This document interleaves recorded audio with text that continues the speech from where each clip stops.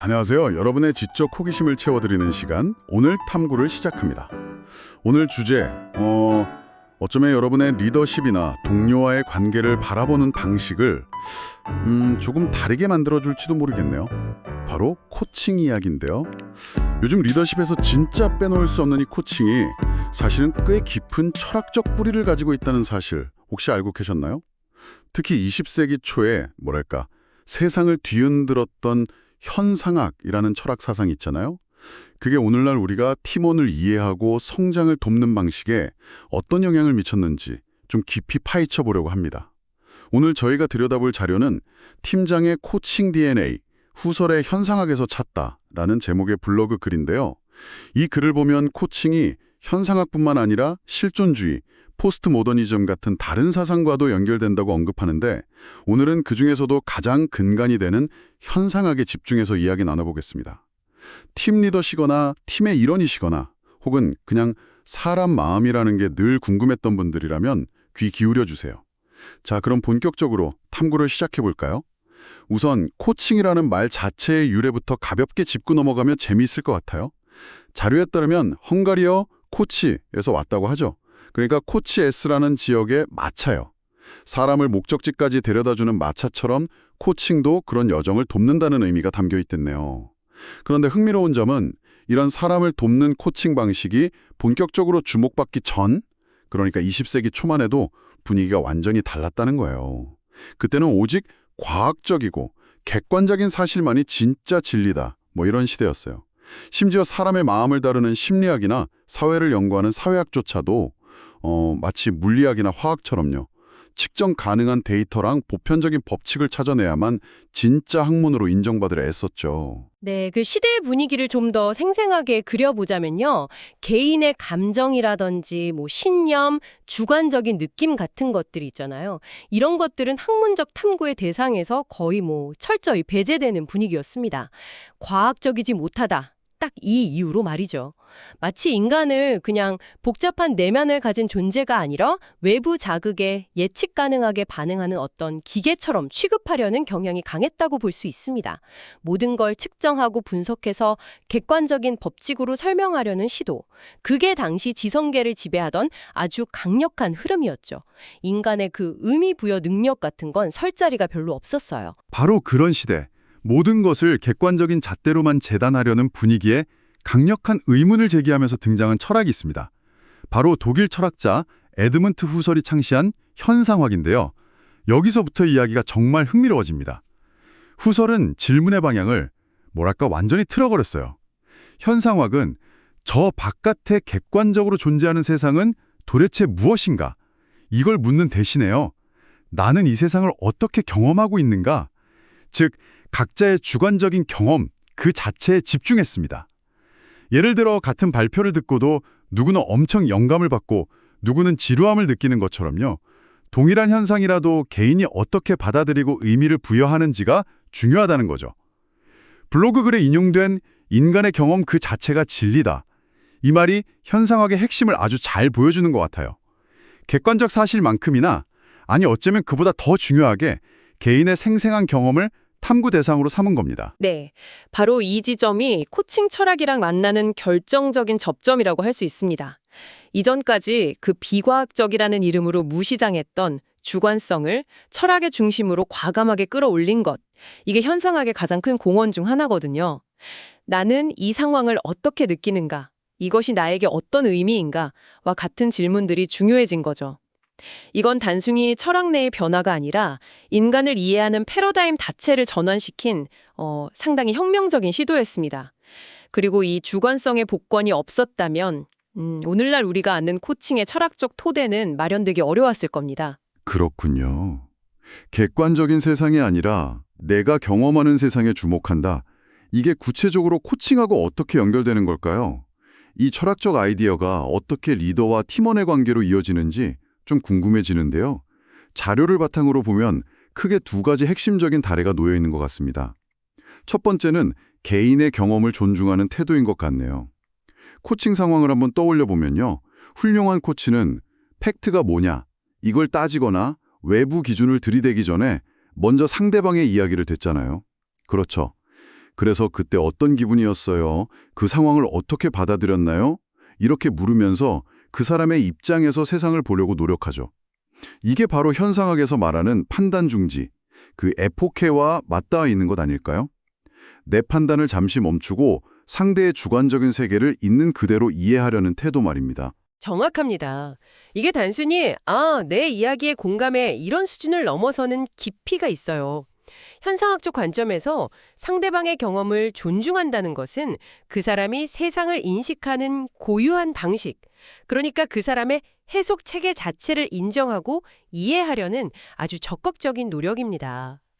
예를 들어 팀원이 어떤 변화에 좀 저항하는 모습을 보일 때요. 단순히 변화를 싫어하는군 이렇게 판단하는 대신에 이 변화가 저 팀원에게는 도대체 어떤 의미길래 저런 반응을 보일까? 혹시 과거의 어떤 경험과 연결되는 걸까? 하고 그 주관적인 배경에 호기심을 갖는 것이죠. 이런 깊이 있는 이해의 시도가 있을 때 비로소 피상적인 관계를 넘어선 신뢰가 쌓이기 시작하는 거고요. 문제 해결은 그 다음 단계입니다. 상대방의 안경을 통해 세상을 보려는 노력. 정말 중요한 포인트네요. 그럼 두 번째 연결고리는 뭔가요? 자료에서는 팀원의 성장 지원이라는 측면을 이야기하던데요. 코칭이 단순히 문제를 해결해 주는 게 아니라 스스로 성장하도록 돕는 과정이라는 점과 관련이 있을까요? 그렇습니다. 코칭의 본질은 리더가 정답을 딱 알려주는 게 아니잖아요. 팀원 스스로 자신의 경험 속에서 해답과 의미를 찾아가도록 돕는 데 있죠.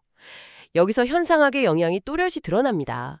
현상학은 외부에서 주어진 객관적인 기준이나 정답을 강요하는 대신에 개인이 자신의 주관적인 경험을 깊이 성찰함으로써 스스로 배우고 성장할 수 있다고 믿거든요.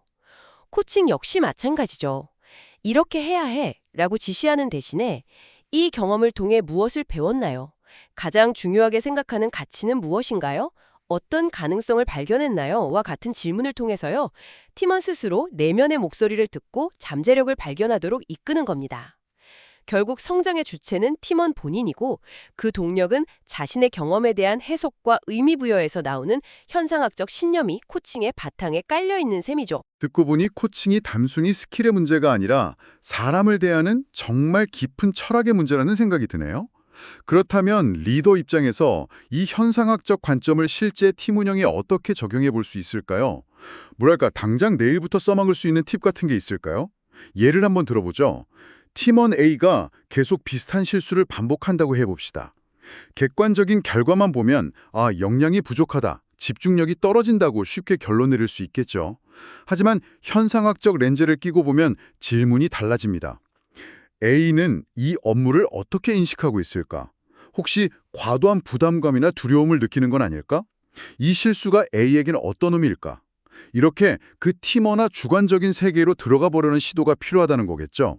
단순히 결과만 놓고 피드백하기보다는 그 과정에서의 경험과 감정, 생각에 대해 먼저 귀 기울이는 것.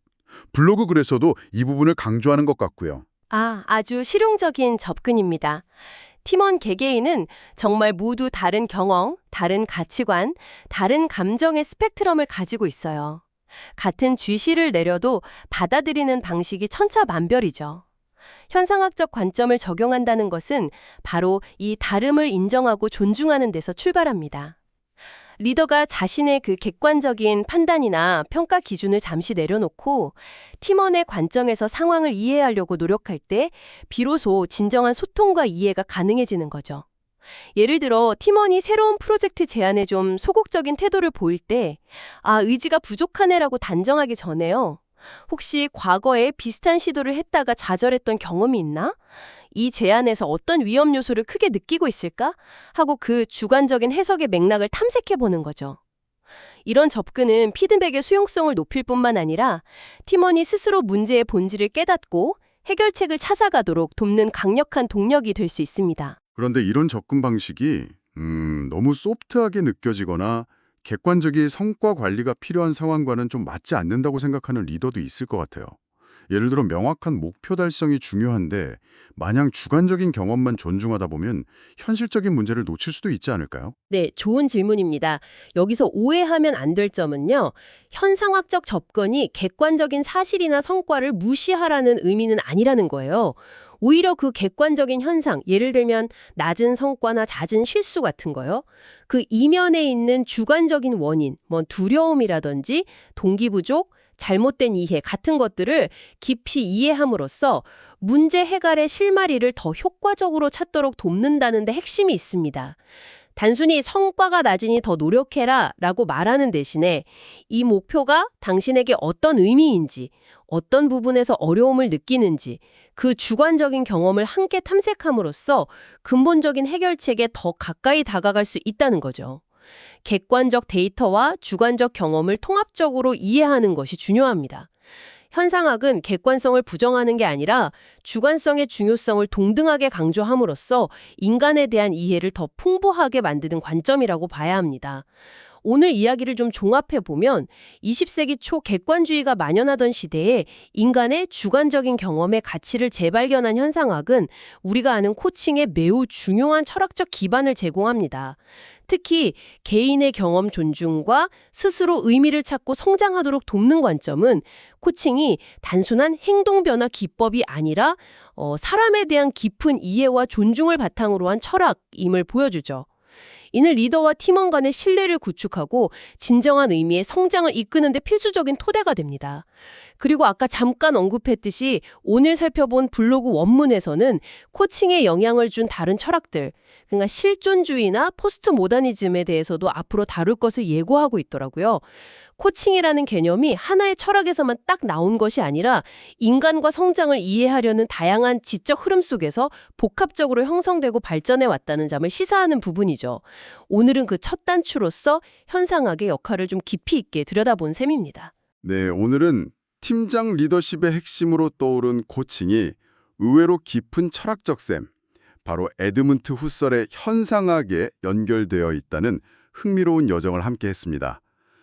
눈에 보이는 객관적인 사실이나 성과 지표 너머에 있는 각 개인의 생생하고 고유한 주관적인 경험의 세계를 존중하고 이해하려는 노력이 코칭의 본질 중 하나임을 다시금 확인할 수 있네요. 이 이야기가 여러분에게 어떤 울림을 주었는지 궁금합니다.